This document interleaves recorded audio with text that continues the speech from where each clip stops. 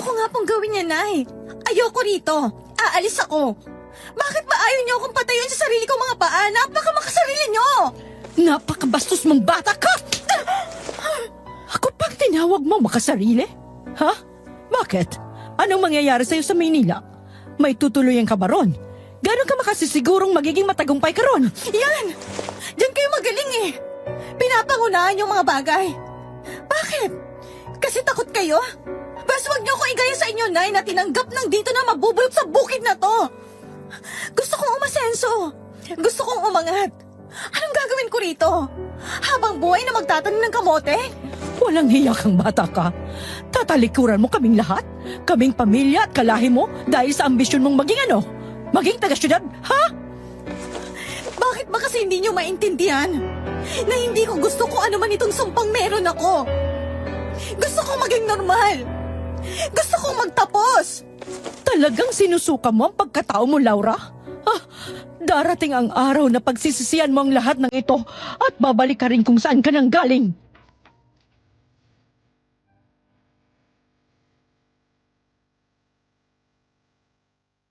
Alam niyo na ba ang pinagmula ng lahi niyo?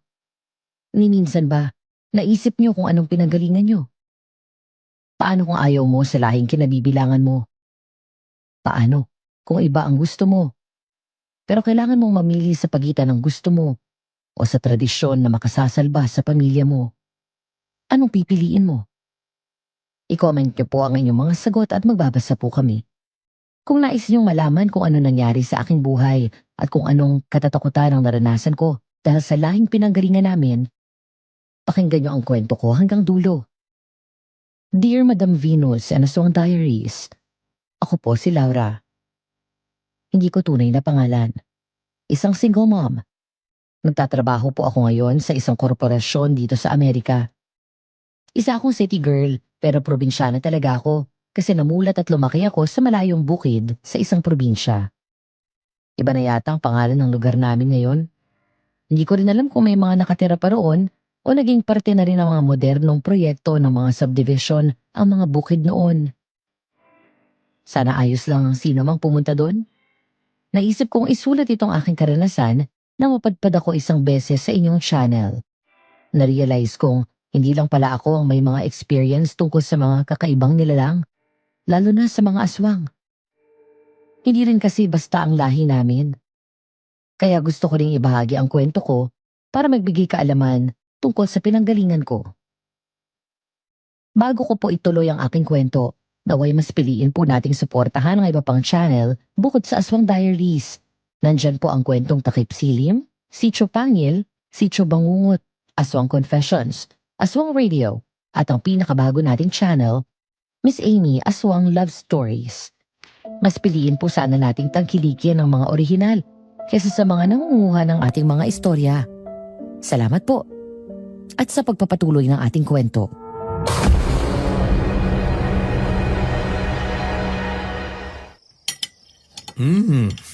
Ang sarap nitong luto mo, Law.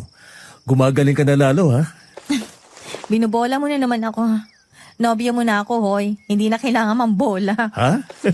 Anong bola? Hindi kita binabola, no? Nagsasabi ako ng totoo. Okay, sige. Kunwari naniniwala ako. Kumain ka na nga. Oo nga pala, Law. Mag-Holy Week na pala. Anong plano natin? Dito lang. Subukan ko magluto ng biko. Pero wag kang mag-expect, ha? Kasi hindi naman talaga ako marunong. Pwede rin naman tayong bumili na lang. Sigurado rin may mga kapitbahay tayong magbibigay. Talagang dito lang tayo? Hindi ka ba uuwi sa inyo? Ako, wala na akong uuwian. Kasi uli na ako. Pero ikaw, Law, may pamilya ka pa. Jerry, di ba napag-usapan na natin yan noon pa? Ayoko nang bumalik doon. Oo nga. Pero hindi mo pa sinasabi sa akin kung bakit. Ano bang nangyari sa'yo noon, Law? Basta, ayoko nang bumalik doon. At hindi pa ako handang pag-usapan ulit yun. Bakit? Bakit hindi mo kayang sabihin sa akin, ha? Law, nobyo mo ako. Magpapakasal tayo at maging asawa mo rin ako.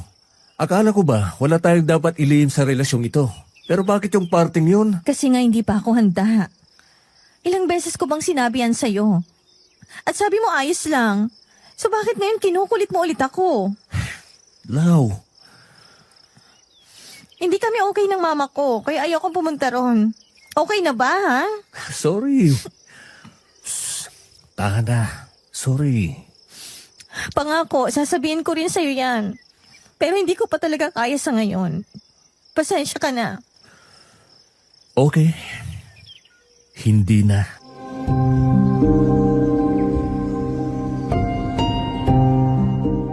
Mahigpit akong niyakap ni Jerry habang pinapatahan ako. Pagkatapos ng pagtatalong yon, hindi na namin pinag-usapan ni Jerry ang tungkol sa bagay na yon. Kinabukasan maaga akong nagising kahit na simula na ng holiday para sa Holy Week. Nagluluto ako ng agahan namin sa kusina nang bigla na lang akong makaramdam ng malakas na hangin mula sa backdoor namin. Kumunot ang noo ko at unti-unting lumapit doon. Hindi ko alam pero agad na nagtayuan ang mga balahibo ko. Nang akmang malapit na ako sa backdoor, bigla namang may kumatok sa main door tapos narinig ko ang boses ni Jerry.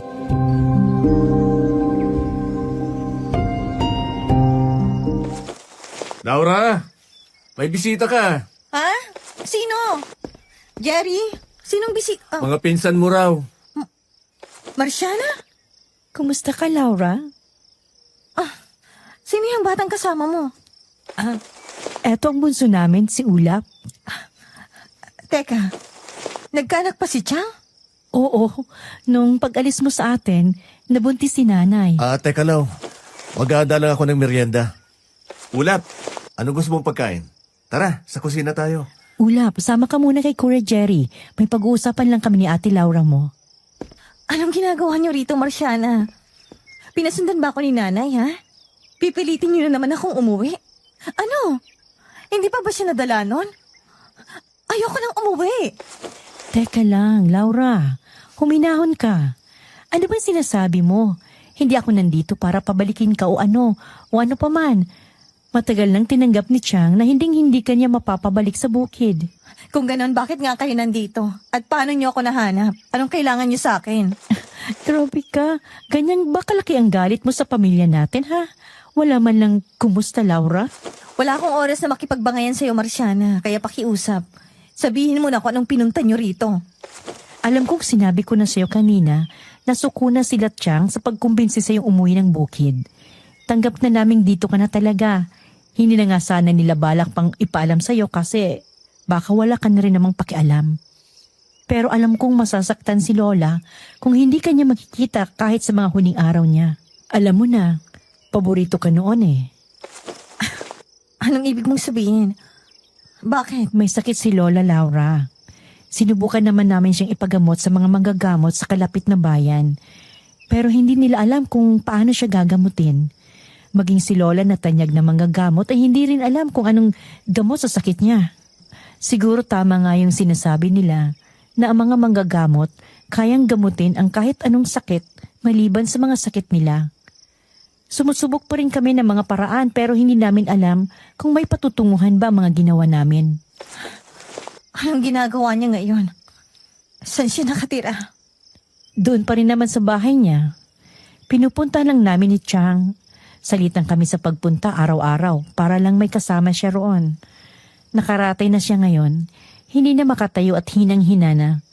Sinasabi ko to sa'yo para alam mo. Para kahit paano ay may choice kang puntahan siya sa bukid. Kahit dalawin mo lang siya, Laura. Sigurado akong matutuwa yun. Hindi ka naman noon pipiliting manatili.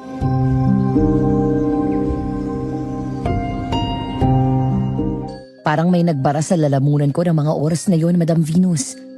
Hindi ko alam ang irereact ko hanggang sa naramdaman ko na lang ang pangingilid ng luha sa aking mga mata. May alitan kami ni nanay, pero hindi damay roon si Lola. Suportado kasi niya ako palagi, kaya nga doon ako nagsusumbong sa tuwing may away kami ni nanay. Sumikip ang dibdib ko at parang nabingi ako. Naramdaman ko na lang ang pagyakap sa akin ni Jerry para hindi ako tuluyang bumagsak. Nataranta naman sina Marciana at Ulap na kumuha ng tubig. Pinaypayan nila ako at pinaupo sa sofa habang nakatulala pa rin ako sa kawalan. May sinasabi si Jerry pero wala akong marinig. Hanggang sa pinitik ni Marciana ang mga daliri niya sa harapan ng mukha ko, dahilan para mabalik ako sa wisyo.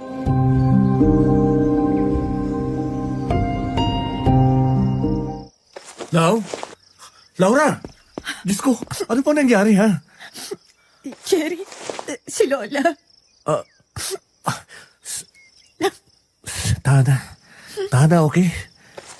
Laura, bukas ang uwi namin ni Ulap. Kung gusto niyong dumalaw kay Lola, sumabay na lang kayo sa amin.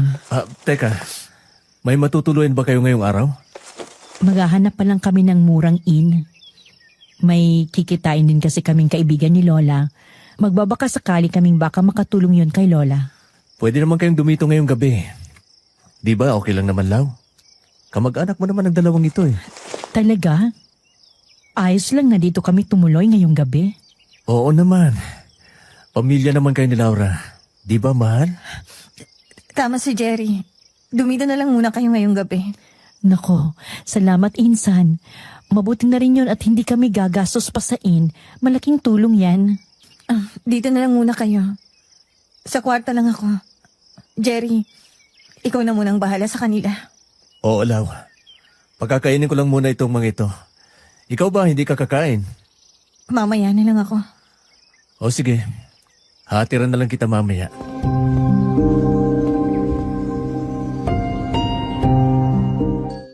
Pawagsak akong umupo sa kama nang makapasok ako ng kwarto. Doon, hindi ko na talaga napigilan at napahagulgol na ako. Itinakip ko ang dalawang kamay ko sa aking mukha at doon umiyak. Ilang saglit pa ay pumasok si Jerry dala ang pagkain.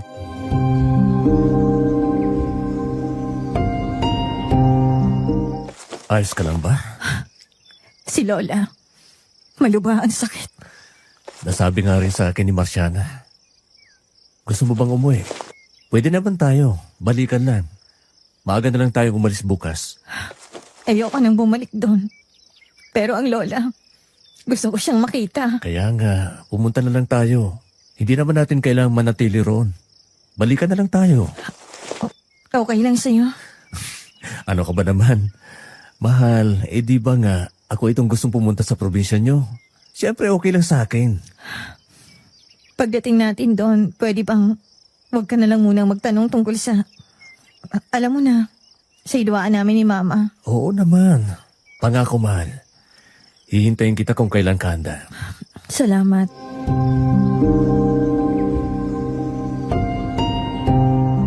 Niyakap ako ni Jerry. Umiyak ulit ako sa kanya.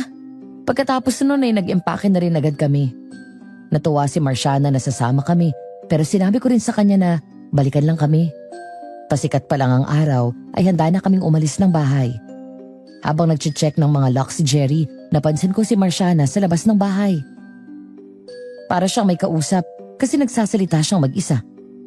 Nang lumapit ako sa kanya ay narinig ko ang lati ng mga binibigkas niya. Nangunot ang noo ko at tinapik siya sa balikat.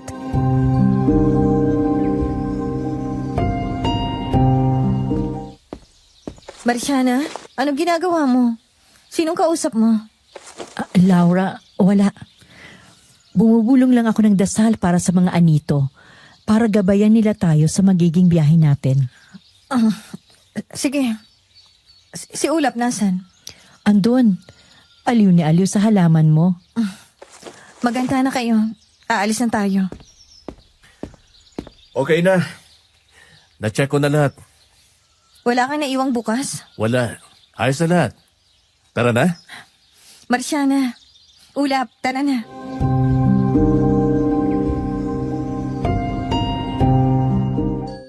Mahigit ilang oras din ang aming naging biyahe mula sa syudad. Pagkababa namin sa bus stop, para akong nanibago dahil parang ang daming nangyari sa lugar namin. Tahimik na ito noong umalis ako, pero parang mas naging tahimik at iilang tao na lang ang nakita ko. Wala na rin halos mga bahay sa bukana ng daan papuntang bukid.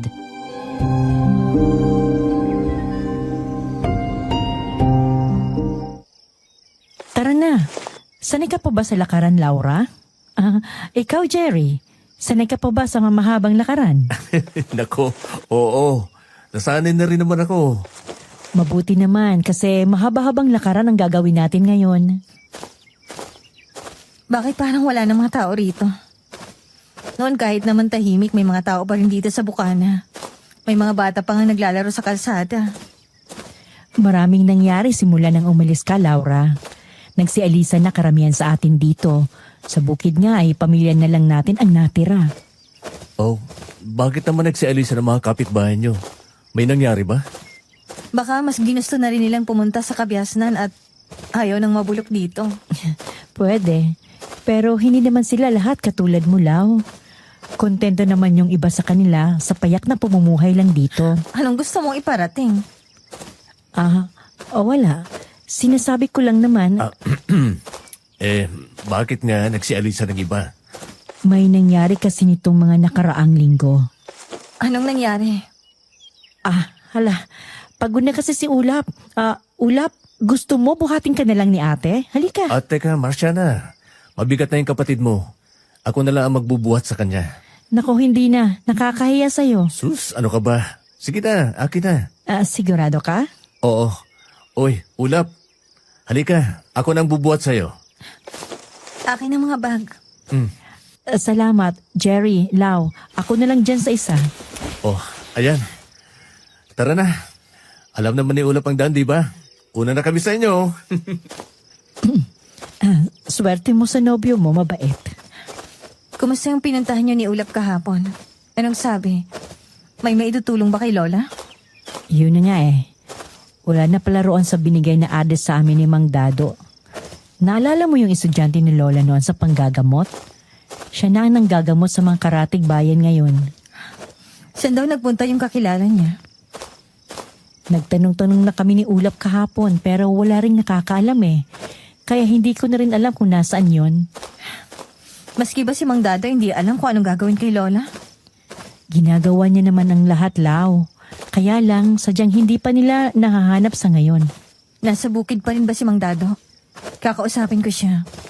Nandun pa rin naman, pero madalas ay nasa mga karatig bayan siya. Baka nandun siya mamaya, kausapin mo na lang.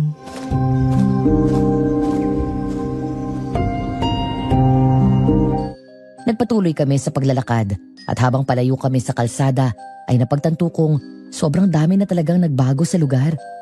Bukod sa maraming mga bahay ang nawala, iba ang pakiramdam ko habang paakyat kami. Hindi ko rin maipaliwanag kung bakit pakiramdam ko may nagmamasid habang naglalakad kami. Kinalabutan din ako dahil sa sobrang lamig ng hangin, mga 2 oras din ng paglalakad namin bago kami nakarating sa mismong lugar. Nag-iisang lugar lang kasi ang buong pamilya namin. Iba-iba lang ng mga bahay.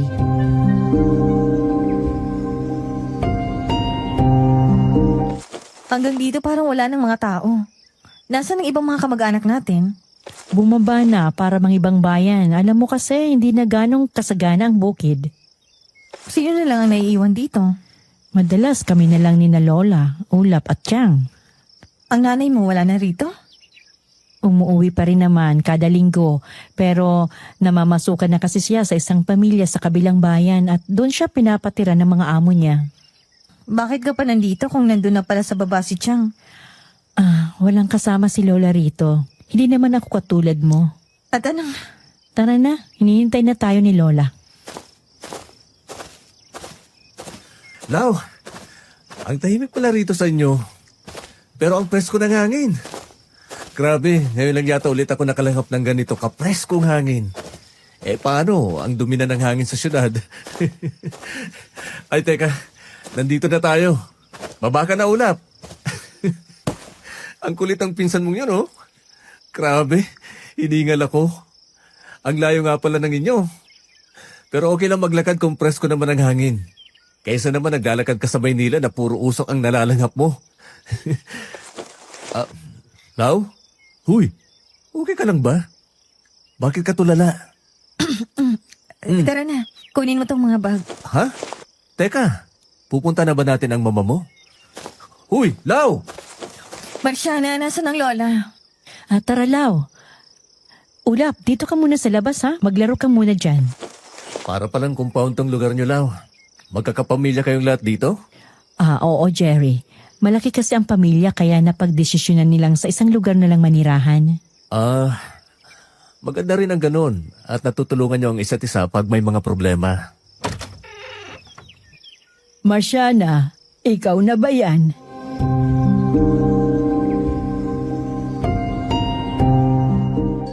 Natigilan ako nang marinig ang boses ng nanay ko. Dumadaldal pa rin si Jerry pero wala na akong naintindihan sa mga sinasabi niya. Paglingon ko, saktong nakatingin sa amin si nanay. Gaya ko ay natigilan din siya. Nagulat na nandun ako. Hindi ako umimik at agad din naman siyang nag-iwas ng tingin. Si Marciana ang lumapit at nagmano. Tapos ay pinakilala na rin niya si Jerry na halatang nagulat din na inako na pala ang kaharap niya.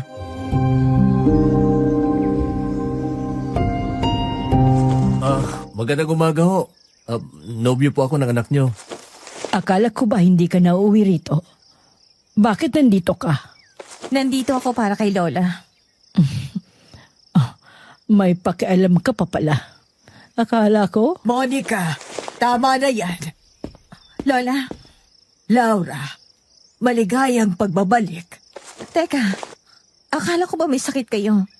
Ayos na po ba kayo? Sabi ni Marciana nakaratay na lang kayo. Magaling na ba kayo, La?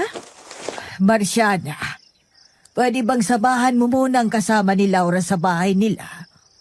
Gusto kong makausap ang apo ko ng Camila. Opo, Lola. Jerry, tara, punta tayo kina Chang. Nandun na rin si Ulap. Sige. Laura, sama muna ako sa pinsan mo. Mag-usap muna kayo ng lola mo. Chang, tara na po. Tulungan ko na po kayo dyan sa dala nyo. Hindi na. Hindi naman ako baldado. La, wala akong maintindihan. Ano to? Ang sabi ni Marciana, maluba ang sakit mo. Bakit parang wala ka naman pong sakit? Magaling ka na po ba? Nagugulan po ako. Apo, pasensya ka na. Ang totoo ay, pinagsinungaling ko si Marciana sa'yo. At baka sakaling... Ano? Anong ibig niyong sabihin? Anong pinagsinungaling? Gawa-gawa niya lang ang mga sinabi niya sa akin? Anong nangyayari dito? Pasensya ka na, Apo. Pero wala na kaming ibang maisip na paraan para mapabalik ka. Sana maintindihan mo. Pakiusap, makinig ka muna. Kailangan ka namin dito, Laura. Ilang buwan na rin ang lumipas nang may epidemyang nanalanta rito sa bukid. Epidemya? Anong epidemya? Dumating na sila, Laura. Dumating na ang kinatatakutan natin doon. Nandito na ang mga aswang. At sila ang may kagagawa ng epidemya rito sa lugar natin. Nagsialisa ng mga tao rito sa takot na mabiktima nila. Nung una mga hayop lang. Tapos biglang pineste ang mga palayan hanggang sa may 2 na silang pinatay. At may 2 hanggang ngayon ay hindi pa rin nakikita. Kailangan ka namin, Laura. Kailangan ka namin ngayon. Saan niyo ako kailangan, La? Matagal ko nang hindi ginagamit ang kung anumang meron ako doon. Kinalimutan ko na yon. Hindi yun makakalimutan ng katawan at dugo mo, Laura. Kahit matagal ng panahon ang lumipas, hindi pa rin kumukupas ang dugo ng mga babaylan na nananalaytay sa ating mga katawan. Lalo na sa isang tulad mong natural ang kakayahan. Kagaya kita, Apo. Kaya alam kong kahit na hindi mo na ginagamit ang kakayahan yon, nandyan lang ito sa loob mo. At sa oras na gamitin mo ito, ay sigurado kong lalabas ito. Nagmana ka sa akin, Apo. Kaya ikaw lang ang makakatulong sa amin na paalisin at talunin ang mga aswang na nananalanta rito. Bakit mo pa ako kailangan? Sabi mo nga, di ba? Pareho lang tayo. Eh di kaya nyo na yan. Bakit kailangan nyo pang guluhin ang buhay ko, La? At talaga ba? Pinapatay mong sarili mo para lang bumalik ako rito? Alam nyo ba kung gaano ako nag-alala, La? Tapos malalaman kong kasinungalingan lang palang lahat? Laura, bakit mo sinisigawan si Lola? Bakit? Kasi sinungaling kayong lahat? Talaga ba, Marciana, ha? Pang best actress ka na pala ngayon. Grabe, paniwalang-paniwala mo ko eh. Hindi mo pa ako kunwari pinipilit na sumama sa'yo pero ang totoo, yun naman talagang pakay mo nung una pa lang, di ba? Lau. Totoo ba talaga may pinuntan ka ni Ulap doon? O gawa-gawa mo lang din yon? Kasi ako lang naman talagang pakay mo ron, di ba? Lau, pasensya ka na. Wow! So pinagkaisahan niyo ako. Hindi sa ganon. Nakikinig ka ba? Narinig mo naman, di ba? Kailangan ka namin. Sa tingin mo ba, kung sinabi namin sa'yo ang totoo, maaawa ka sa amin dito? Hindi, di ba? Nagsinungaling pa rin kayo. Kung may mga ganun na palang pangyayari dito, bakit hindi kayo umalis? Dahil si Alisa na nga halos lahat ng tao rito. Eh di umalis na rin kayo. Hindi yung magpapakabayani pa kayo para mapaalis ang kung sino mang mga halimaw na yan. Naririnig mo bang sinasabi mo, Laura? Napakamakasarili mo talaga. At saan kami pupulutin, ha? Handa ka bang saluhin kami? E di ba halos ipagtabuyan mo na kami noon? Eto na lang ang lugar na nasisiguro namin amin. Bakit namin ito iiwan? Apo, pakiusap. Tulungan mo kami. Sinasanay ko si Marciana pero hindi siya kagaya mo na may natural na kakayahan. At aabutin pa ng mahabang panahon para mahasa niya ng tuluyan ang kakayahan niya. Baka pagdating ng panahong yon, napatay na kami ng mga aswang. Apo, kailangan ka namin.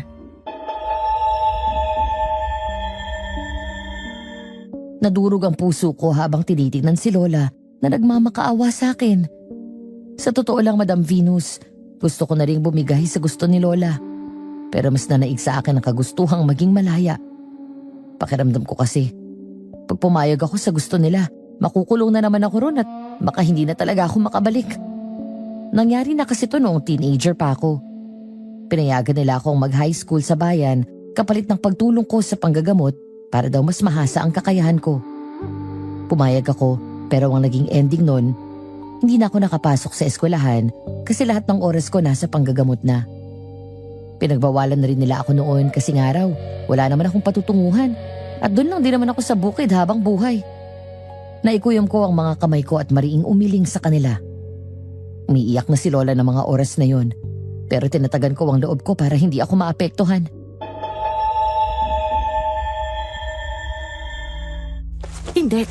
Hindi ako papayag. Naalala niyang ginawa niya sa akin nung high school ako. Di ba sabi niya papayag kayong mag-aaral ako sa bayan? Basta tulungan ko kayo. Pero anong nangyari? Sa huli kayo rin ang tumutol kasi di ba nga sabi niyo?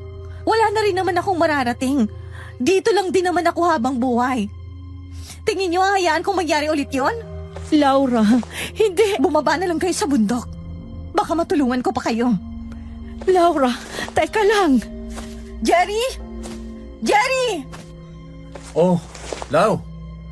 Tapos na ba kayo mag-usap ng lola mo? O tara, kain na tayo. Tara na, umalis na tayo. Ha? Tara na sabi. Teka, eto na. Makahila ka naman eh. Ayan, dyan ka magaling. Ang maglayas. Aalis na po kami. Teka lang, Lau. Aalis na tayo. Anong nangyari sa... Laura, please. Wala na tayong dapat pag-usapan. Laura! Lau, ano bang nangyari? Bakit tayo alis ka agad? Tapos na ba kayo mag-usap ng lola mo? Bakit ka nagalit? May ginawa ba sila, ha? Bilisan mong maglakad. Akin na yung ibang bag. Teka, Laura, ito na naman tayo eh.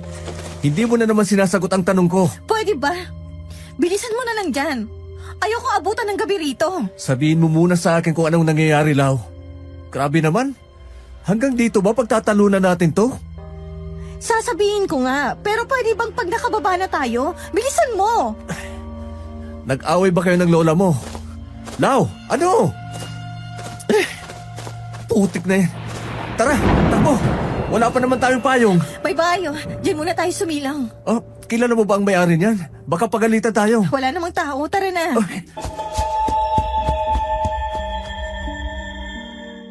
Mabilis kaming pumasok ni Jerry sa bahay. Isa yon sa mga abandonadong bahay rito dahil iniwan na ng may-ari kasi wala nang mga gamit sa loob at may mga sira na rin. Pero okay pa rin namang silungan at hindi naman butas ang bubong. Tumingin ako sa labas. Sobrang lakas ng buhos ng ulan. Tapos kumulimlim na rin ang langit.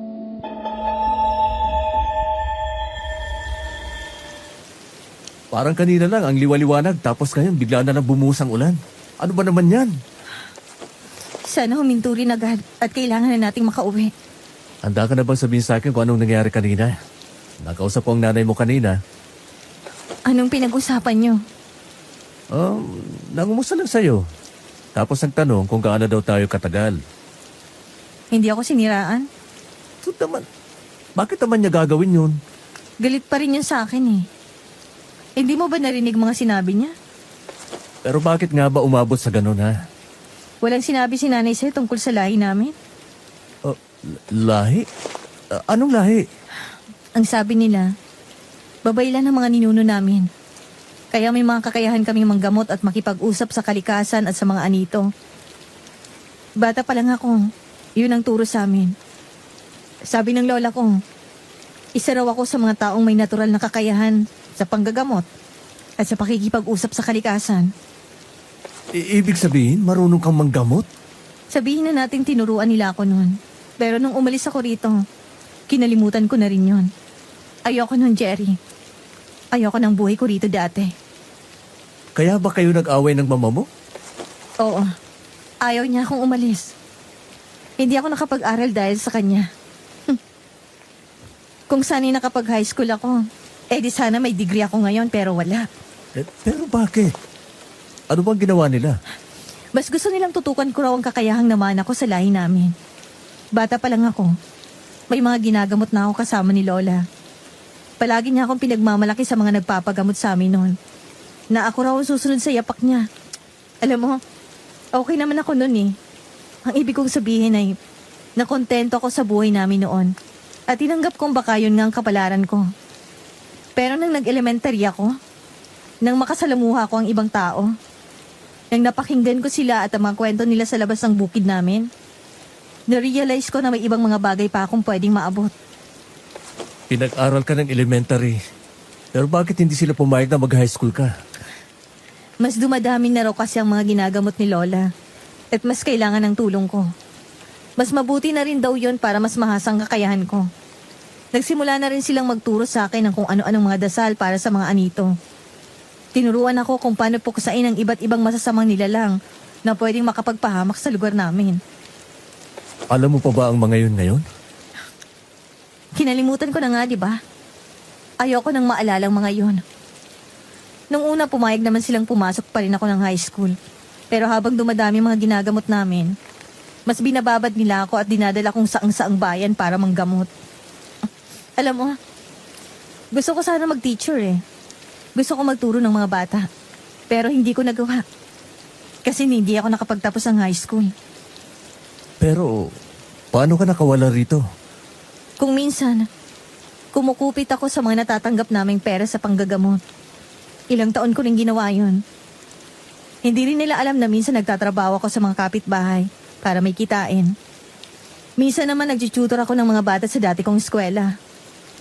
Nang pakiramdam ko'y makakatustos na sa akin ang ipon ko, saka ako nagdesisyong umalis. At nagalit ang pamilya mo? Oo, halos lahat sila. Si Lola lang yung tanging iniintindi ako. Wala siyang sinabi nun. Niyakap niya lang ako nang sabihin kung ayoko na ron sa lugar namin at aalis na ako. Si Mama galit na galit siya. Ang sasakit ng mga sinabi niya sa akin. Pero tiniis ko lahat yon. Umalis ako. Pinatunayan kong kaya ko. Pero ngayong ayos na ako.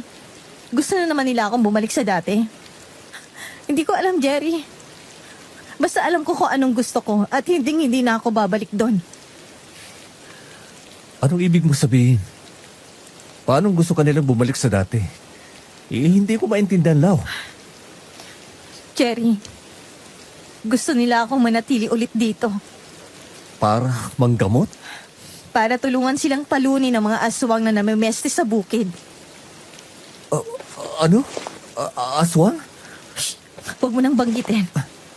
Matalas ang pandinig ng mga yon. Baka marinig tayo. Ibig sabihin, may mga... Sa totoo lang, dati ko pa silang naririnig. Pero hindi ko naman nakita kahit kailan. Basta tinuruan lang nila ako noon kung anong dapat kong gawin sa mga ganong elemento. Kung ganon, alam mo kung paano sila labanan, ha? Tingin mo talaga may interes ako dyan? Sinabi ko na sa'yo, kinalimutan ko na lahat yon. Pero teka, sinasalanta sila ng mga aswang. Kaya ba wala na halos mga tao rito? Oo. Noong una mga hayop at pananim lang daw. Hanggang sa may mga biniktima na sila. Sa takot ng mga tao, umalis na lang sila. Kung ganon, Bakit hindi na lang sila umalis? Mapanganib pala rito eh. Yun na nga ang sinabi ko sa kanila, pero wala. Matigas ang mga ulo nila. Ayaw nilang umalis dito. Ayaw nilang iwanan ng lugar na to. Jerry, at gusto nila akong ikulong ulit dito. Pero, teka. Hindi totoo yung sinabi ng pinsan mo? Hindi, nagsinungaling sila para lang mapabalik ako rito. Sinong hindi maiinis doon? Baka naman talagang kailangan nila ng tulong mo, Lau. Paano kung tulungan mo na lang muna sila? Tapos saka tayo babalik. Hindi. Ayoko nang maniwala sa mga paganyan nila. Ganyan din nangyari sa akin ng high school. Sabi nila papayagan nila akong pumasok. Basta ba tumulong lang ako sa panggagamot. At asain ko lang ang kakayahan ko. Anong nangyari? Sa uli pinabawalan nila ako. Paano kung gawin ulit nila yon? Ano, mabubulok tayo rito? Hindi ako papayag. Okay. Naintindihan ko. Kumalma ka na, ha?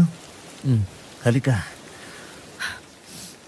Naintindihan mo na ngayon kung bakit ayokong pag-usapan sila at kung bakit ayoko nang bumalik dito. Okay. Naintindihan ko. Sana. Aalis tayo rito, ha? Pagkatila ng ulan, aalis na agad tayo. Malakas pa rin ang pagbagsak ng ulan, kaya wala kaming naging choice ni Jerry kundi ang manatili doon sa kubong yon habang nagpapatila. Dala ng pagod, nakatulog kami sa paghihintay. Naalimpungatan na lang ako na madilim na sa labas at hindi pa rin tumitigil ang pagbuhos ng ulan. Nang sumilip ako sa may siwang ng kubo ay nakita kong may mga namumuo ng maliliit na tubig sa daan. Napamura ako, lalo na't hindi ko alam kung anong oras na. Sa huli, napasandal na lang ulit ako at namasahe ang noo. Habang nag-iisip, naramdaman kong parang may nakatitig sa akin. Nang lumingon ako sa kanan, nanlaki ang mga mata ko nang may nakita kong isang pares ng mga matang sobrang pula. Napasigaw ako sa gulat at agad na niyugyug si Jerry.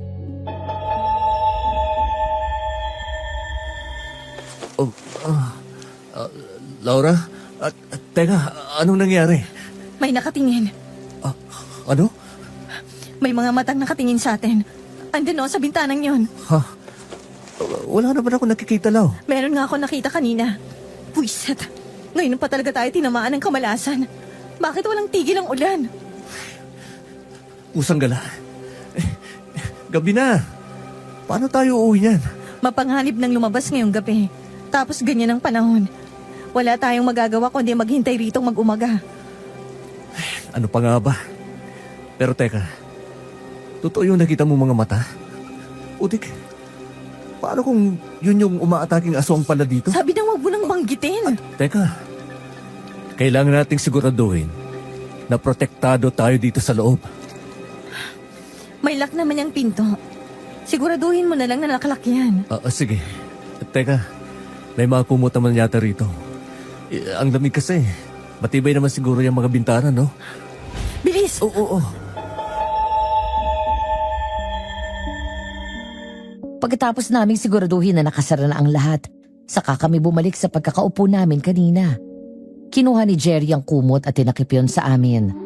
Sumandal kami sa dingding habang rinig na rinig namin ang pagkulog at malakas na buhos ng ulan. Hindi nagtagal at nakatulog na rin kaming dalawa. Nagising na lang ako dahil sa sinag ng araw na tumama sa amin mula sa mga maliliit na siwang ng dingding. Nilingon ko si Jerry nang naramdaman kong parang wala na akong katabi. Pero ganun na lang ang pagkakagulat at pagpanik ko nang makita ko siyang nakahandusay at nanginginig sa lamig.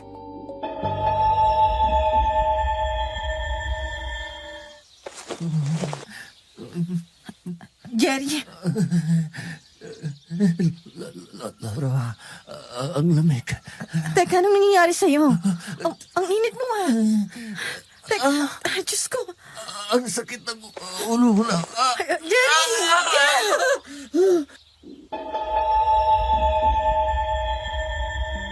Mas lalo ako nagpanik dahil lumala ang panginginig niya at nakakapaso na ang balat niya. Naiyak na ako at nablangko ang utak ko. Sa sobrang pagkataranta, binuksan ko ang pinto at sumigaw ng tulong bago bumalik kay Jerry. Mas ibinalot ko sa kanya ang kumot habang kinakalkal ang mga gamit namin kung may nadala ba kaming mga gamot nang biglang may dumating na matanda. Laura? Mang Dado, Naku, buti naman at kilala mo pa ako. Mang Dado, tulungan niyo po ako.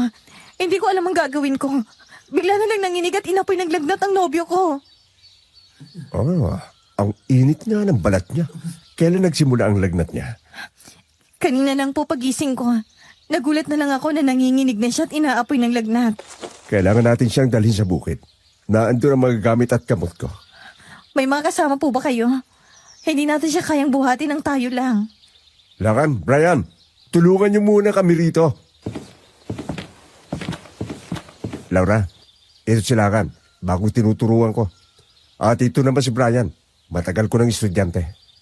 Ito naman ang apo ni Adele, si Laura. Magandang umaga, Laura. Hi. Mang Dado, tara na po. Nagmamadaling inakay ng dalawang lalaki si Jerry habang pinupulot ko ang mga gamit naming nagkalat. Isinakay siya ng mga ito sa kahoy na sasakyang nasa likuran at hinihila ng kalabaw. Ganon din ang ginawa ko kasama si Mang Dado at Lakan. Yung Brian naman ang nakasakay sa kalabaw. Hawak ko ang kamay ni Jerry habang pabalik kami ng bukid at kagat-kagat ko ang aking labi dahil ayokong umiyak na mga panahong yun. Nang makarating kami sa bukid, mabilis na pinadala ni Mang Dado si Jerry sa kanyang bahay. Nakita ko ang pagkagulat niya ng Marciana at nanay nang makita ako. Namasahe ko ang aking noo habang kinakalma ang sarili.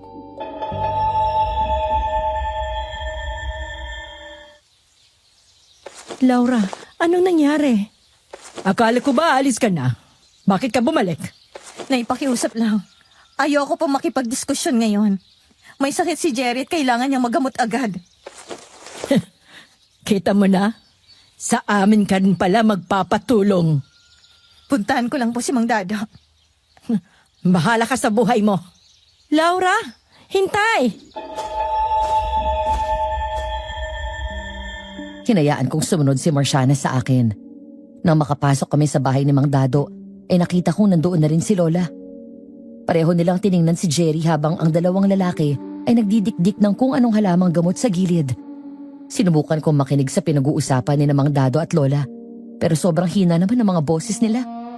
Panay kasi ang tinginan nila sa akin na para bang may gusto silang sabihin, pero hindi lang nila masabi. Nang hindi na ako nakatiis nagsalita na ako. Ano po bang problema? Ano nangyari kay Jerry? Naulanan kami kahapon pero hindi naman kami talaga nabasa at nakasilong naman kami agad. May nangyari pa ba bago kayo nakarating sa kubong yon? Ha? Anong ibig niyong sabihin? Iba ang kutob namin ng lola mo, Laura. Mukhang hindi pangkaraniwang lagnat lamang ang dumapo sa nobya mo. Kung gano'n, ano po pala? Mukhang gawa ito ng aswang na nanalanta sa bayan natin. Aswang na nagbibigay ng lagnat. Umpisa lang ang lagnat. Maya-maya, makikita mong hindi lang yan ang dadapos sa nobyo mo. Ganyan-ganyan din nangyari doon sa mga taong nabiktima nila. Maging doon sa mga hayop na unang pinatay. Ano pang mangyayari sa kanya? Sa totoo lang, hindi rin namin alam. Iba-iba kasi ang nangyayari sa kanila kaya hindi rin namin masigurado. Basta sa ganyan, nagsisimula ang lahat. Isa lang naman ang paraan para malaman kung talagang kagagawan niya ng aswang. Itawas natin. Pagkatapos magagamot niyo na siya. Yan ang hindi namin sigurado, Laura. Dahil yung dalawang naunang biktima nila noon, hindi namin nagamot. Sadyang malakas ang kapangyarihan ng aswang na nagdulot ng sakit. Na ang tanging pinaka-epektibong paraan para magamot ang sakit ay ang pagsunog ng buhay sa mga aswang. Dapat maglusas sila katulad ng pagdurusa ng mga biktima nila.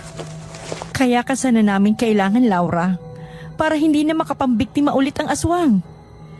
Kung kailangan lang pala silang sunugin, bakit ako pang kailangan? Bakit hindi na lang kayo? Dahil hindi lang basta-bastang pagsunog ang gagawin natin. Kailangan nila ang enerhiya ng malalakas na babaylan para magawa ang orasyon habang sinusunog ang mga aswang. Kaya kailangan ka namin, Laura. Pero matagal ko nang hindi nagagawa ang manggamot o mag-orasyon laban sa mga masasamang elemento. Hindi ko alam kung kaya ko pa. Laura, kagaya ng sabi ng lola mo, natural ang kakayahan mo. Sa oras na gawin mo ulit ang mga bagay na yon, Natural na dadaloy ang enerhiya sa iyong katawan at magagawa mo yon nang walang kahirap-hirap.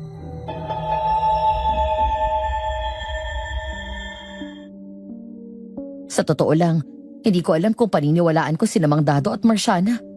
Siguro dahil ilang taon din ako nanatili sa syudad, kaya yung mga paniniwala ko noong bata pa ako ay nagbago na rin at napalitan na ng iba. Tiningnan ko si Jerry at nanlaki ang mga mata ko nang mapansing parang may tumutubo sa kanyang balat at namumula ang buo niyang katawan. Ilang saglit pa ay naghihiyaw siya sa sakit. Mabilis na ginawa ni Mang Dado ang pagtawas at mula sa tubig, nakita ko ang figura ng higit isang mga elemento na nabuo mula sa tulo ng kandila.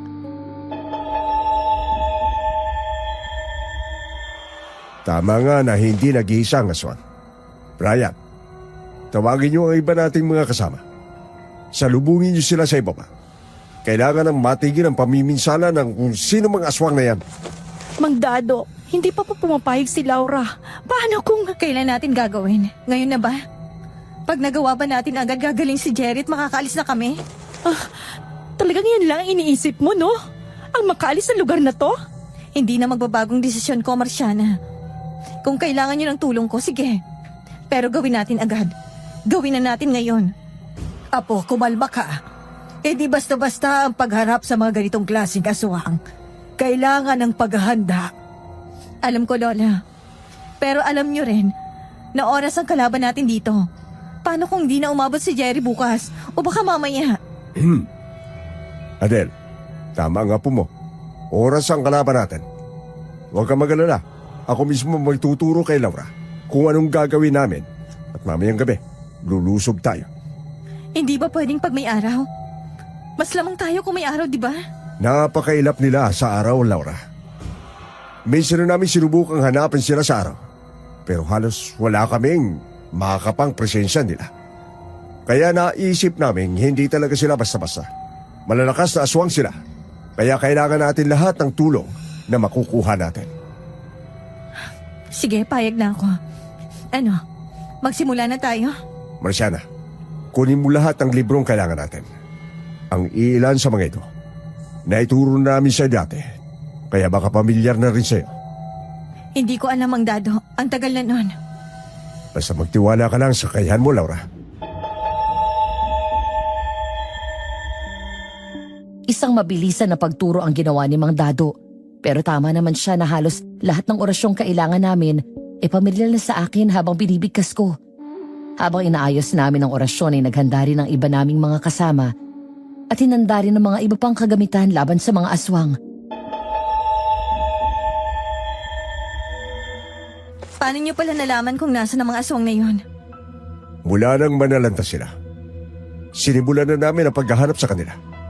Ang gubat na pupunta natin ngayong gabi, ang huling nakitaan namin ang presensya nila.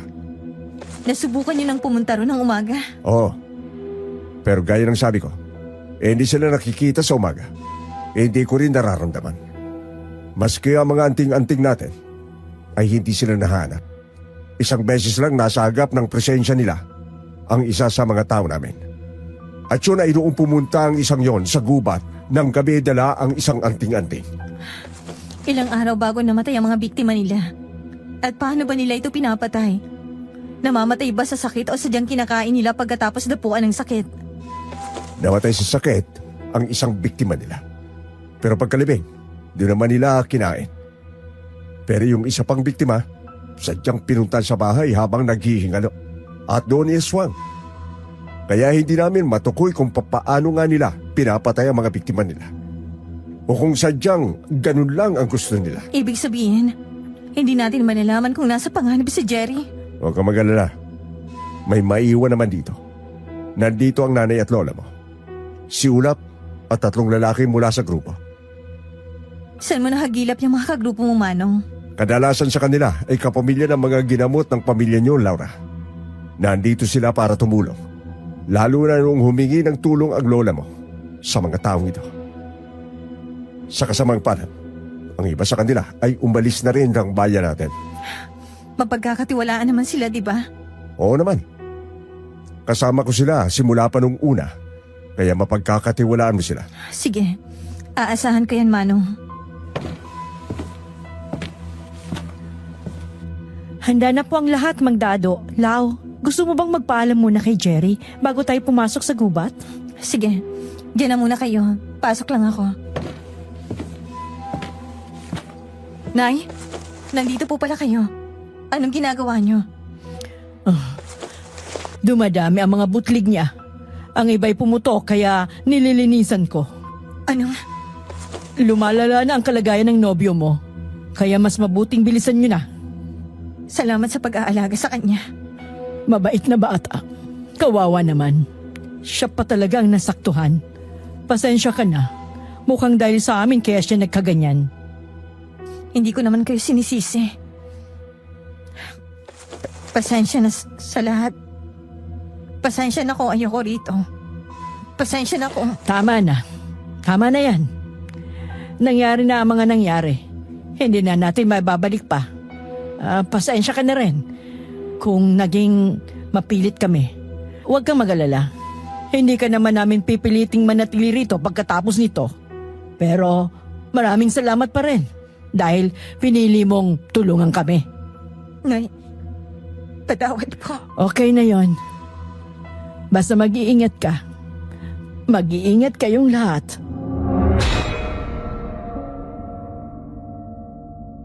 Hindi ko na napigilan ang pag-iyak ng mga oras na yun. Akala ko kasi talaga, Madam Venus, hindi na kami magkakaayos ng nanay ko. Pero nang humingi siya noon ng tawad, parang lahat ng galit sa puso ko bigla na lang nawala. Niyakap ko si nanay at umiyak ako sa kanya. Ganon din ang ginawa niya. Pagkatapos noon ay nilapitan ko muna si Jerry bago ako tuluyang bumalik sa labas at sinamahan sila Mang Dado. Naghanda na ang lahat. Sabay kaming pumasok sa loob ng gubat. Nasa hulihan kami ni Marciana habang nasa unahan namin ang iilan sa mga tauhan ni Mang Dado. Inilibot ko ang tingin ko sa gubat na halos matabunan na ng dilim nang bigla kong napansin na wala na si Mang Dado. Marciana, nasan si Mang Dado? Di ba kasama natin siyang pumasok? Teka nga. Oo nga no. Sana si Mang Dado? Lakan, nasan si Mang Dado? May naiwan si Mang Dado, kaya bumalik muna siya. Naiwan? Anong naiwan niya? Hindi ko rin alam kung ano, pero sabi niya, para daw sa orasyon mamaya. Pero sinong kasama namin ni Marciana mamaya? Babalik naman agad si Mang Dado, huwag kayong mag-alala. Ano yun? Mukhang nandito na tayo. Ha? Nakikita mo ba ang kuwebang yan? Diyan na mataan ng isang kasamahan natin, ang aswang noon. Teka, kung nandito na tayo, wala pa si Mang Dado. Magmanman muna tayo sa paligid. Hihintayin natin si Mang Dado.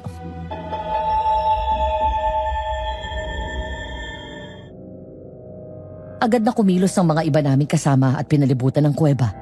Nagulat na lang kaming lahat nang may biglang lumabas at nag-amok. Pula ang balat nito. May dalawang maliliit na sungay at walang buhok. Sa gulat ng mga kasama namin ay binato nila ito gamit ang kanilang mga sulo na dumikit agad sa balat ng nilalang. Nataranta kami ni Marciana, pero nang bumagsak ang aswang, para din kaming nakahinga ng maluwag. Pero mas lalo akong nagtaka ng mga oras na yun. Kinabahan ako at pakiramdam ko may mali.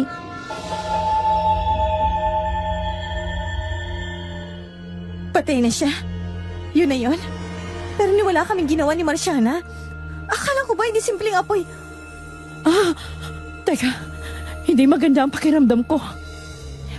Umalis na tayo, tara na. Laura, teka lang. Wala nang oras, Marciana. May mali rito, bilisan mo.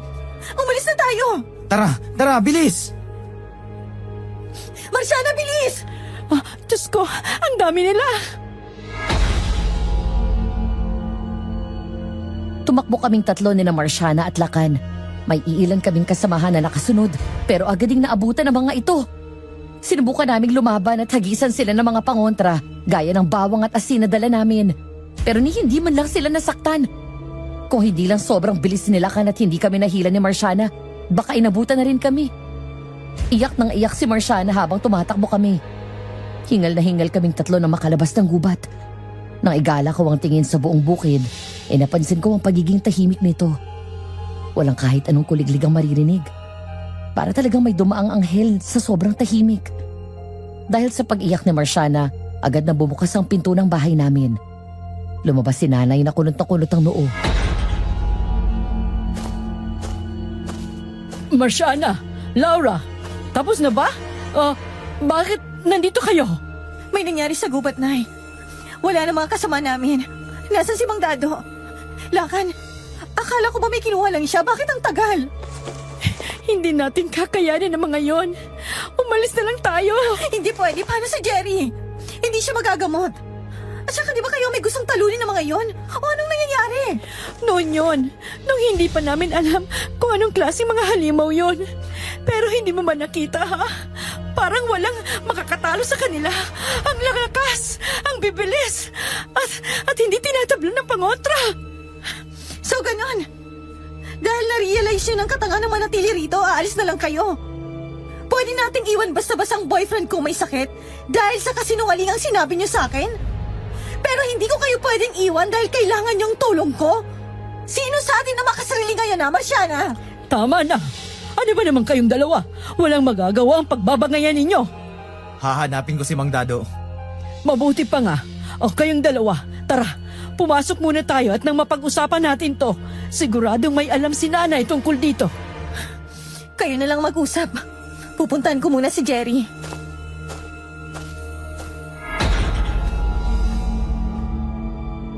Pigil ang iyak at galit na umupo ako sa tabi ng higaan ni Jerry. Tinitigan ko siya. At mas lalo lang akong nagngit-ngit dahil para na siyang nabubulok sa dami ng butlig na tumutubo at pumuputok sa kanyang balat. Napasigaw pa ako nang makitang may mga gumagapang na insekto palabas ng butlig. Tumayo ako at mas nagalit. Akmang aalis na sana ako nang pigilan ako ni Ulap. Tinanong niya ako kung gagaling daw ba si Jerry. Hindi ko alam. Pero pinipiga ang puso ko ng mga oras na yun habang nakatingin sa inosente niyang mukha. Huminga ako ng malalim at saka hinawakan ng kanyang magkabilang pisngi. Ulap, makinig ka ha. Gagawin lahat ni ate para lang gumaling si kuya, okay? Huwag ka mag-alala. Makakapaglaro ulit kayo, okay? Laura, Asan yung mga librong pinag-aaralan ko noon? teka, bakit? Anong gagawin mo ron? Hahanapin ko kung ano makakapatay sa mga limaw na yon. Apo, nandito. Lumipat kami sa kung nasaan si Jerry. Inisa-isa ko lahat ng mga librong pinag-aralan ko na rin doon. Habang ginagawa ko yun, binakuran naman ni na Lola at Marciana ang bahay at nilagyan ng mga proteksyon. Pero kahit na ganun, hindi pa rin talaga ako napakali. Gustuhin ko rin mang hindi na matulog, dinalaw pa rin ako ng antok. Kaya nagdesisyon akong umidlip muna. Pero habang nasa kalagitnaan ng pag-idlip, nagising ako sa sigaw ni Marciana. Mabilis akong napabangon at kumaripas ng takbo palabas.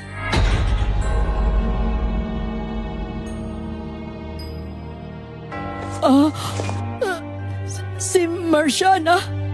Diyos ko! Nay, dito lang po kayo ni Lola. Ako nang titingin. Sige, mag-iingat ka. Marciana!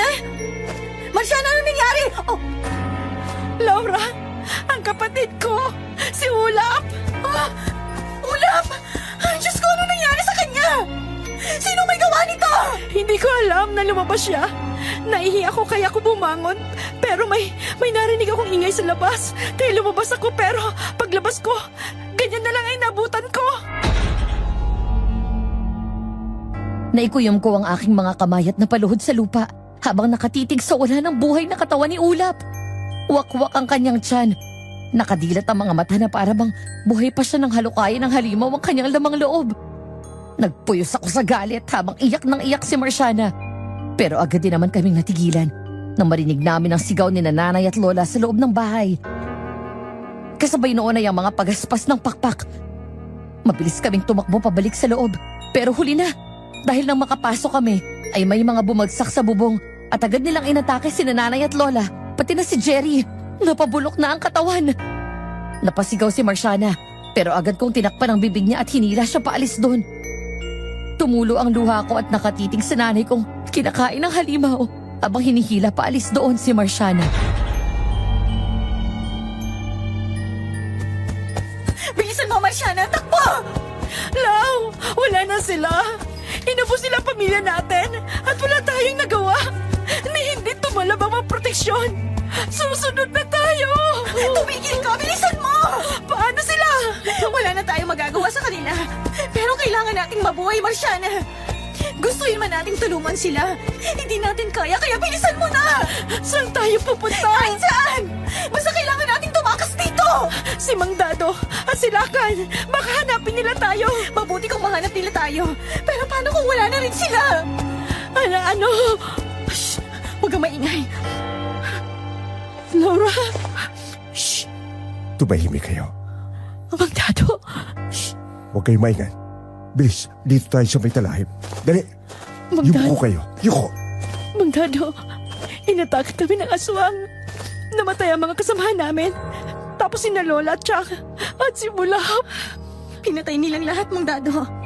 Mali ang tansya natin sa kanila. Hindi natin sila kaya. Hindi sila tinatabla ng mga simpleng panangga. Nasaan po ba kasi kayo kanina? Bakit wala kayong ginawa kanina? Masensya na kayo, Laura, Marciana. Ang sabi nila sa akin ay may naghihintay na kasama naming albularyo sa may patag. Ang sabi niya ay may nalalaman daw ito tungkol sa mga aswang. Pero nang pumunta ko, walang tao. Niloko ako ng tarantado niyo. Po, ang sabi niya may nakalimutan lang daw kayo. Siya pa nga nagpresentang hanapin kayo kanina. Hindi. Traitor ang isang yon. Anong ibig niyo sabihin? Kasama siya ng nilalang niya yun. Inatake niya ako kanina. Pero kapag tago ako rito sa talahib, Ano? Pero, Mang Dado, di ba noon mo pa siya estudyante? Bakit? dahil napakagaling nilang magbalat kayo, hindi ko sila mapapatawan sa ginawa nila. Ano nang mangyayari sa atin ngayon? Ano natin sila matatalo? Hindi natin sila matatalo. Ano? Bakit? Anong klase mga halimaw po ba sila? Bakit para ang lakas-lakas nila? Hindi ko alam kung anong tawag sa kanila. Pero mukhang matagal na silang naninirahan sa mga gubat na nakapaligid sa atin. Kanina nakatakas ako kay Lakan. Nakita ko siyang may kausap ng mga lalaki. Mukhang isang tribu silang matagal nang nakapaligid sa atin. At hindi natin alam dahil lahat sila parang normal na mga tao lang din. Baka nga ang iba sa kanila ay nakasalamuhan na natin sa labas o maging sa bayan. Paano tayo makakatakas ngayon? Hindi pwedeng mamatay na lang tayo rito. Hindi tayo mamamatay rito, Laura. Huwag kayong mag-alala. Kung hindi man ako makatakas, sisiguraduhin ko makakatakas kayong dalawa. Po! Shh! Yuko pa! Yuko! Hindi pa nakakalayo ang mga yon. Hanapin niyo, bilis! At yung dalawang babae, dapat hindi sila magkita ng matanda. Ang dami niyo kanina, hindi niyo pa nahuli yung dalawang babae. Shh! Shh! Kailangan natin magtahan-dahan patras. Dali! Dali! Mula sa pinagtaguan namin, naaninag ko si Lakan at ang mga kasama niyang mga lalaki sa may daan. Mas tumindi pa ang kaba ko nang nagsimulang kumilos sa mga tao ni Lakan. Dahan-dahan ang naging paggapang naming tatlo pa atras. Hindi ko alam kung saan kami pupunta.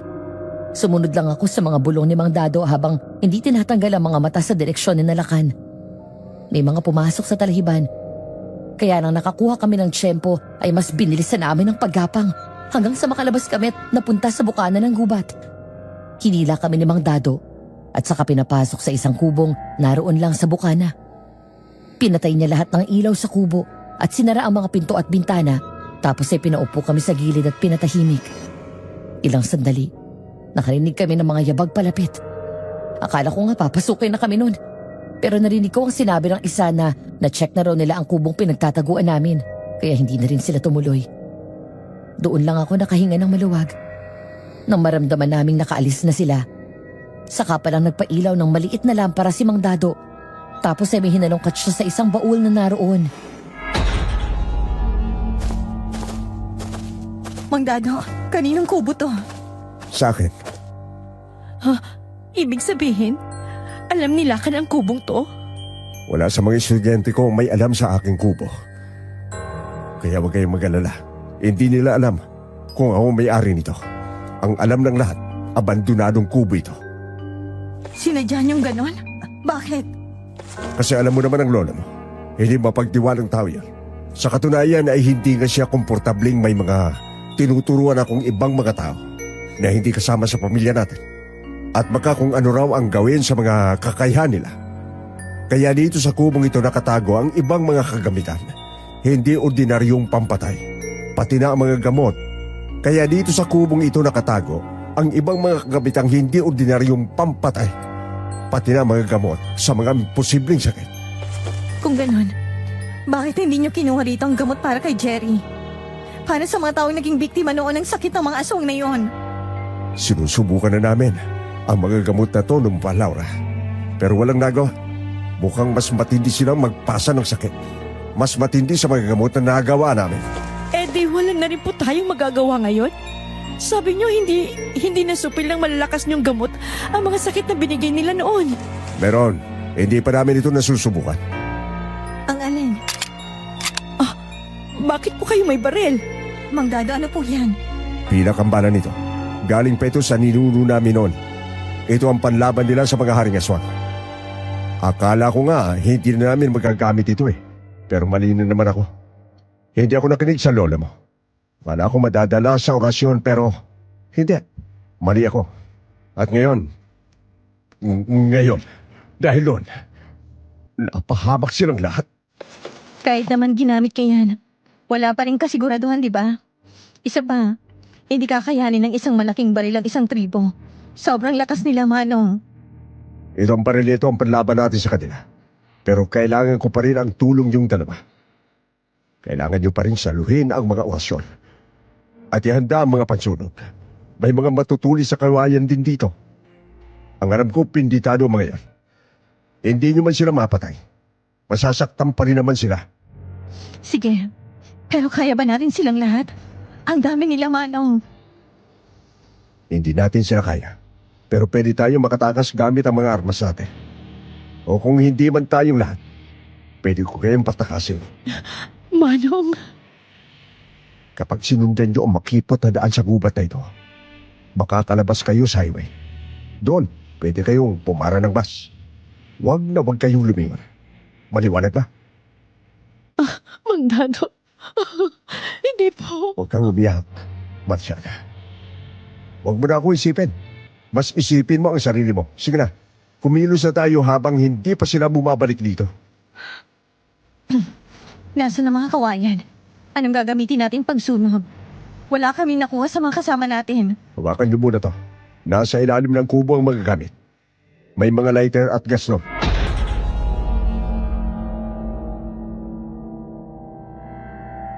Nung mga panahon yon, gusto ko na talagang maiyak na lang, Madam Venus.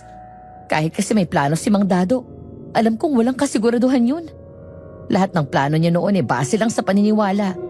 Dahil hindi pa naman talaga niya nasubukan kung mamamatay ang mga aswang na yon sa pamamagitan ng pilak na bala.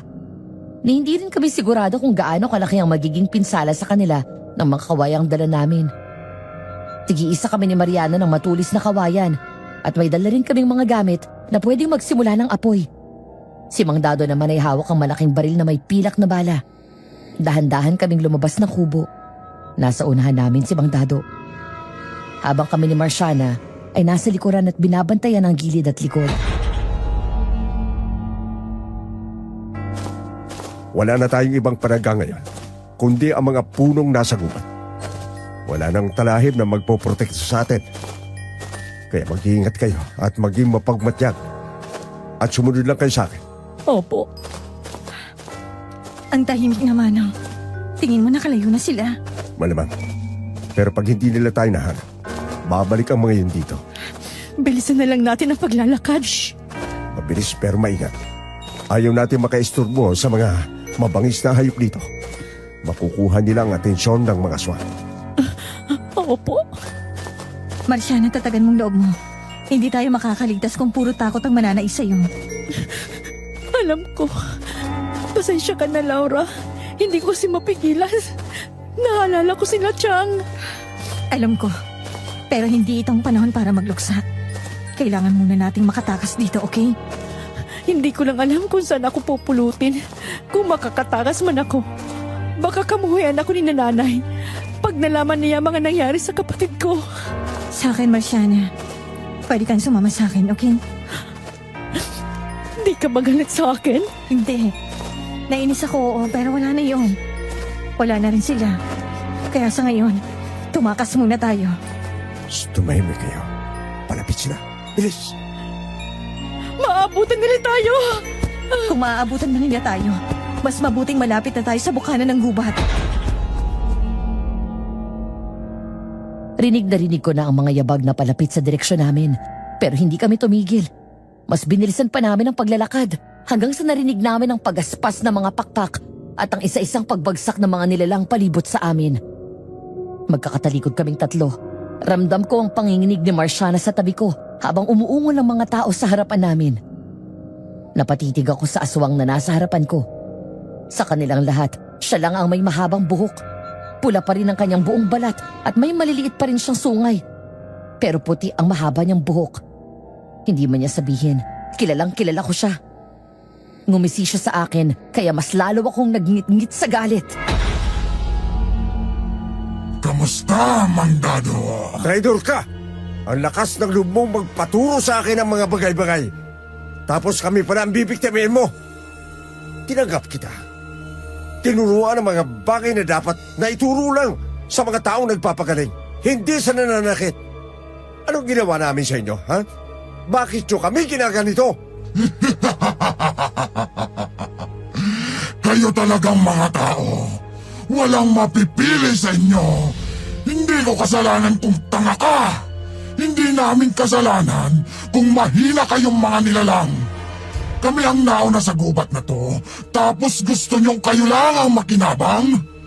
Pagod na kaming magtago, kaya ngayon, oras na para kami naman ang makinabang sa buong bukid. Bakit pati ang boyfriend ko?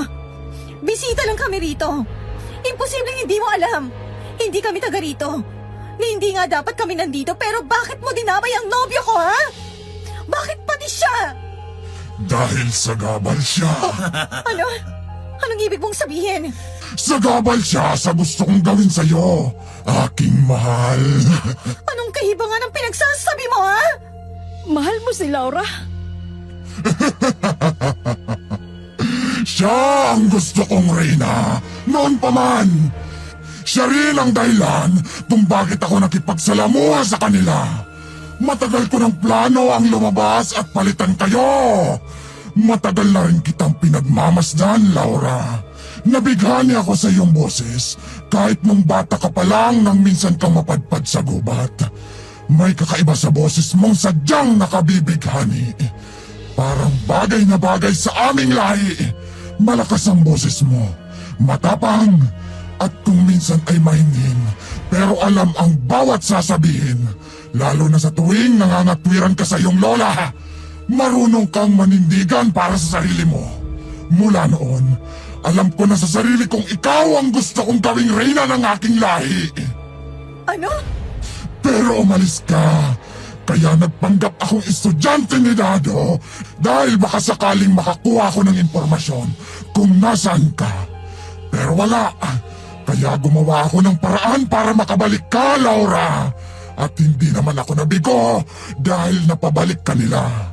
Alam mo ba ang saya-saya ko nung bumalik ka? Pero ayaw mong manatili rito, hindi ba? At mas gusto mong makasama ang lalaking yon. Sagabal siya sa plano ko sa'yo, aking reyna. Kaya mas mabuting mamatay na lang siya. Walang iya ka! Papatayin kita! Laura, ano ba? Laura, pigilan mo ang emosyon mo. Yan ang gusto niyang mangyari. Huwag na huwag kang lalapit sa kanya at baka hindi ka na makawala pa. At sa tingin mo sa ginawa mo, papayag ako maging sa'yo, halakan! Payag? Bakit? Wala naman akong sinabing binibigyan kita ng pagpipilian. Sa akin ka na, Laura. Sa ayaw at sa gusto mo. Kaya kung ako sa'yo, lumapit ka na sa akin habang mabait pa ako sa inyo ng mga kasama mo. Hindi mo makukuha si Laura Lakan. Magkakamatayan muna tayo. Baka nakakalimutan mong itinuro mo sa akin lahat ng pangontra sa aswang, Dado. At lahat ng yon, kaya ko nang kontrahin ngayon. Ibang ka na kung inakala mong naisan mo na ako. Hindi pa ako ganong katangalakan. Gusto mong subukan natin? Hindi mo magugustuhan pag pinatulan kita, Jado. Kaya kung ako sa'yo, Laura, susuko na ako habang mabait pa ako. Dahil kung hindi kita madadaan sa pakiusap, dadaanin kita sa dahas at hindi mo magugustuhan ang mangyayari sa pamilya mo. Pag sinabi kong takbo, tumakbo kayong dalawa papunta sa Bukana. Maliwanag? Po, pero ang dami po. Ako na bahala. Basta makinig lang kayo dalawa. Mang Dado, Maliwanag, Mang Dado. Mag-iingat kayo. Ano, Laura? Huwag mo akong paghintayin ng matagal. Isa, dalawa, tatlo! Laura! Takbo! Marciana, takbo, bilis! Marciana, bilis! Laura, may nakasunod sa atin. Si Lakan, nakasunod siya sa atin. Basta bilisan mo lang ang pagtakbo! Hindi ka na makakatakas sa akin, Laura. Kaya kung ako sa'yo, huwag ka lang tumakas. Nagpapagod ka lang. Kahit na alam kong yun na ang pinakamabilis kong pagtakbo, sinubukan ko pa rin mas bilisan. Rinig na rinig ko na ang naiiyak na boses ni Marciana, pero hindi kami tumigil. Hila-hila ko siya habang dire-diretso lang kami sa pagtakbo. Hindi ako lumingon, pero dinig na dinig ko ang malalakas na putok mula sa baril ni Mang Dado at ang hiyawan ng mga aswang. Aaminin kong noong mga panahon yon, kinakabahan din talaga ako. Dahil alam kong mas mapapagod kami ni Marciana at pag nangyari yon, maaabutan kami ni Lakan. Kaya nag-isip ako ng panibagong plano. Kinapa ko ang bulsa ng aking shorts at nakapa ko ang isang pilak na bala tapos ay ang lighter na gagamitin namin pang sunog. Tiningnan ko ang hawak kong kawayan. Hinigpitan ko ang hawak doon at nilingon si Marciana. Pero bago pa man ako makapagsalita, bigla na lang siyang nadagit sa akin. Sumigaw siya. Nanlaki ang mga mata ko nang makitang hawak siya ni Lakan at walang pagdadalawang isip siya nitong kinitla ng buhay. Napahinto ako at hindi makapaniwalang napatitig sa bumagsak na katawan ni Marciana. Dilat na dilat ang mga mata niya, tapos nakanganga pa. May gilit ang kanyang leeg at kitang-kita ko kung paano hinugot ni Lakan ang puso niya habang nakatingin siya sa akin. Nanginig ako sa galit. Tumulo ang luha ko at walang pagdadalawang isip na kinuha ko ang nasa aking shorts. Walang iya ka, Lakan! Kung sana'y sumuko ka na lang, Laura, hindi na mangyayari to. Laura, takbo! Tumakbo na kayo! Sa tingin mo talaga, matatalo mo ako? Kahit na ano pa ang ipanlaban niyo sa akin, hindi niyo ako matatalo! Akin na ngayon si Laura.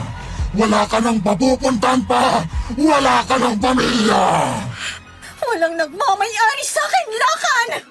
Hindi ikaw! At hindi ang kahit sino! Hinanda ko ang pilak na bala at ang kawayan ko. Tumakbo ako sa kanya. Nakangisi siya sa akin at sinalubong niya pa ako. Nang akmang ikukulong niya ako sa mga bisig niya, ay itinara ko ang pilak na bala sa kanyang puso at isinunod ko ang matulis na kawayan. Hindi siya nakagalaw hanggang sa tuluyan siyang napaluhod at nanghina. Kinuha ko ang pagkakataong yon para tumakbo at kinuha muli kay Marciana ang gas na dala niya. Konti lang yun, pero sapat para ibuhos ko sa mukha ni Lakan at ang iba'y binuhos ko sa daan. Humiyaw si Lakan, dahilan para sumigaw rin ang ibang aswang. Nanlaki ang mga mata ko nang mapansin ang ginawa niya, kaya mabilis kong sinilaban ang mukha niya, tapos ay ang daan na may gas at ang mga tuyong dahon. Narinig ko ang mga aswang na palapit, kasabay ng paghiyaw ni Lakan, kaya kumaripas ako ng takbo hanggang sa nakalabas ako ng main road. Rinig na rinig ko pa rin ang mga sigawan, kaya hindi ako tumigil sa pagtakbo hanggang sa makaabot ako sa isang waiting shed. Sa sobrang pagod ko, nakatulog ako sa upuan ng shed. Nang magising ako, mataas na ang sikat ng araw. Saktong may dumaang truck ng prutas kaya nakisabay ako roon at sa kabutihang palad ay nakarating ako sa bus station. May mga mabubuting loob na nagbigay sa akin ng pera, kaya nakabalik ako agad ng syudad.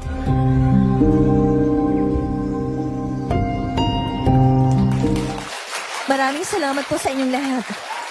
Maraming salamat din sa mga boss natin sa isa na namang award. Grabe, naisip ko tuloy. Baka napaka-hardworking ko pala talaga kasi pangatlong taon ko na tong Employee of the Year. Ang supportive talaga ng team kong ito. Salamat sa inyo. Hindi ko rin naman makukuhang parangal na ito kung hindi dahil sa inyong mga team ko.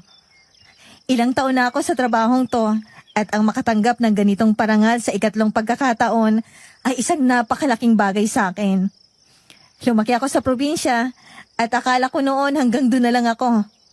Siyempre, pangarap kong Maynila. Nandito ang mga oportunidad eh.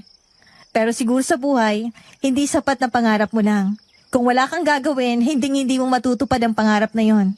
Kaya kayo, kung may gusto kayo, pagtrabahuhan nyo at huwag kayong susuko. Pero hindi ibig sabihin na nakafocus kayo sa karir nyo ay makakalimutan nyo ng pamilya nyo. Importante ang karir, oo. Pero importante rin ang pamilya. Pwede naman kasing pagsabayin ng dalawa. Walang dapat i-give up. Ako, late ko nang na-realize ang bagay na yon. Marami na akong pinagsisihan noon. Marami na rin akong nagawang maling desisyon.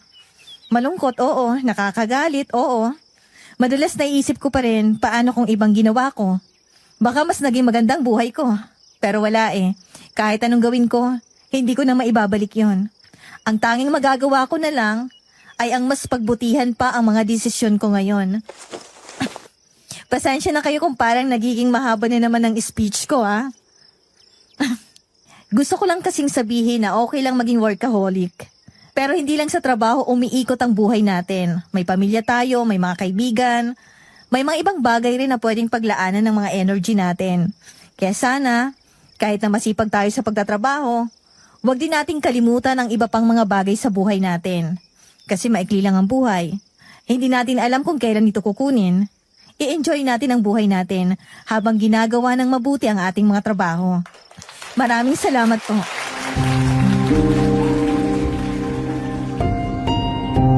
Nagkangiting bumaba ako ng stage at kinamayan ng mga boss namin. Narinig ko pa ang mga katrabaho kong nagsasabing naging motivational speech na naman daw ang speech ko. Tumawa lang ako sa kanila. Ganyan naman palagi ang comment nila sa tuwing nagsispeech ako. Ewan ko rin ba? Di ko rin kasi mapigilan. Mahigit 11 taon na ang lumipas simula nung nangyari yon sa probinsya. Di ko alam kung anong nangyari doon pagkatapos. Dahil gaya ng sabi ni Mang Dado, hindi na ako lumingon pa nang makatakas ako. Bumalik ako sa Maynila at ipinagpatuloy ang buhay kahit nagaano kasakit. Lumipat ako ng ibang lugar. Nagluksa ng ilang linggo hanggang sa nanaginip ako. Napanaginipan ko sina Jerry, nanay at lola. Lahat sila nakangiti sa akin. Lahat sila sinasabing okay lang at hindi ko kasalanan. Sa totoo lang, sinisi ko talaga ang sarili ko nun sa nangyari. Kung sana'y hindi ko itinakwil ang pamilya at kakayahan ko noon, baka mas nakalaban ako kinalakan. Kung sana'y hindi ko tinuring na sumpa yun at tinanggap ko na lang yun habang tinutupad ko ang pangarap ko. Sana hindi nagkaganon. Sana natulungan ko pa rin sila at nakaalis kami ng bukid ng ligtas. Sana hindi namatay si Jerry.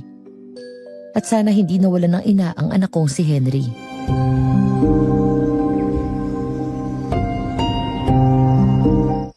Ma, Hello, kumusta ang eskwela? okay naman ma. Kayo po. Okay lang din. Employee of the year na naman ang mama mo. Wow, the best ka talaga. Sus ng bola ka pa, anak. Totoo naman eh, the best ka talaga. Anak, Ano po yun? may sasabihin ako sa'yo. Ano po yun? Gusto mo bang mag-abroad? Bakasyon po? Hindi, yung doon na tayo maninirahan. Talaga po? Oo, gusto mo ba yon? Opo. Okay. Hindi pa sigurado pero baka ma-assign ako sa ibang branch namin sa ibang bansa. Sabi ng boss ko, sagot ng kumpanya lahat ng gastos natin sa paglilipat at sa visa natin. Gagawin ka rin daw nilang scholar sa gusto mong eskwelahan hanggang college. Talaga po ma, gusto ko yon.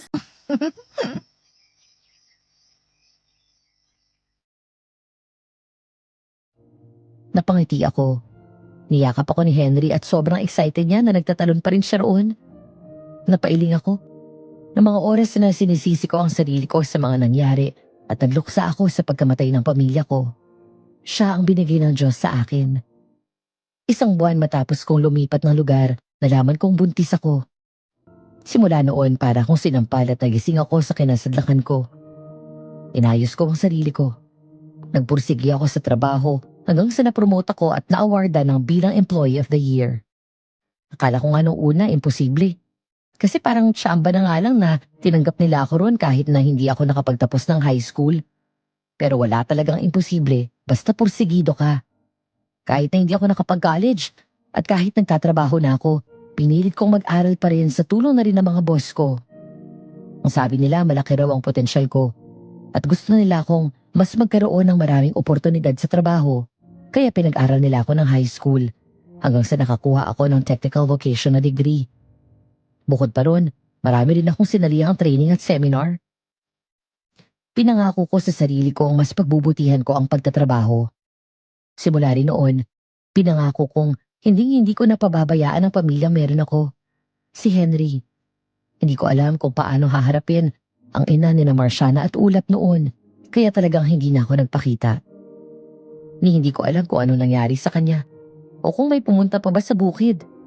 Basta, simula nung nalaman kong buntis ako kay Henry, siya na lang ang naging focus ko bukod sa trabaho. Si Henry ang nagsalba sa akin sa kalungkutan at kasawian. Siya rin ang dahilan kung bakit pinili kong mag-move on kahit na gaano kasakit ang nangyari at kahit na ang dami kong pagsisisi. Wala naman kasing mangyayari kung patuloy akong magluluksa. Nangyari na yun at hindi ko na maibabalik pa. Ang magagawa ko na lang ay ang gamitin ang aral na nakuha ko roon sa hinarap. Hanggang dito na lang po ang aking kwento. Kung sakaling mapili ang aking kwento, maraming salamat po. Salamat sa pagbibigay ng platform para makapag-share kami ng mga ganitong klaseng kwento. Huwag po natin kalimutan mag-like, share at subscribe sa channel ng Aswang Diaries. Pakipindot na rin po ang bell button para updated po tayo lagi sa kanilang mga upload. Kung kayo po ay gaya ko na may kwento tungkol sa mga aswang, pwede niyo pong i-comment sa baba at ng aking ding mabasa. Salamat po muli. Nagmamahal, Laura.